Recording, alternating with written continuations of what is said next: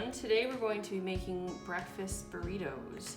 We're going to be using up more of our refried beans that we made the other day and creating a recipe that we could use for breakfast, lunch, or dinner. So I'm just slicing up some red peppers. You really can use any vegetables you have on hand for this, and you could roast your vegetables or cook them in a saute pan with a little bit of olive oil. But I'm going to leave these raw for now. So we'll have some red peppers in our burritos. We'll have some cheese. We have shredded cheese here. We have our refried beans. We made these the other day. This is all that's left in them. If you don't have refried beans, you could just use cooked beans of any kind. And then I made some scrambled eggs real quick. So we have those here. I found some pickled jalapenos in my fridge. And I think those will add a nice spicy component. So we're gonna use those too. I also made rice yesterday, so I have some leftover rice. And I just sprinkled some cumin and some chili powder into my rice to give it some extra flavor. All right, so what we're going to do is we're gonna take a tortilla, and I'm gonna use flour tortillas that are room temperature, so they're nice and pliable. You could try and make these with corn tortillas, but they might fall apart a little bit on you. So I have some of my refried beans.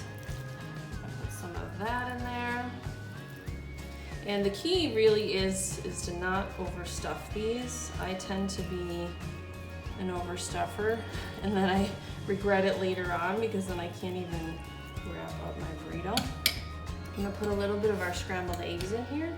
If you're not crazy about eggs, or you're not gonna be using these for breakfast and you just choose not to have eggs, you certainly don't need to put scrambled eggs in here. You could put just beans and rice. You could put beans and some potato, really whatever you like. I have a little bit of my rice, and then I'll do a sprinkle of cheese and some of our veggies. So I have our red pepper. Even that is looking very stuffed. And then some of our pickled jalapenos. There we go. All right, so the key is, see how I kind of put everything right in the middle, but there is a long side to that? You're gonna put the long side towards you on your side, and then just roll this over like that. Try to scrunch all the filling in. And then you're gonna fold the ends in. This side, and then this side. And then we're just going to do one more fold so that all the seams are on the bottom like that. All right, I'll grab a piece of parchment paper and wrap it in that. If you don't have parchment paper, you could certainly use waxed paper. You could use foil or even saran wrap. So we're just gonna do the same thing with our parchment.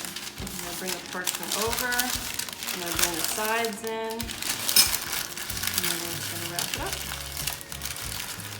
So if I have some tape, I could just tape this closed, or actually put saran wrap over this, and I'm gonna finish up the rest of my burritos and put them in the freezer for later. I hope you enjoyed, and I hope you have fun making your freezer burritos. Until next time.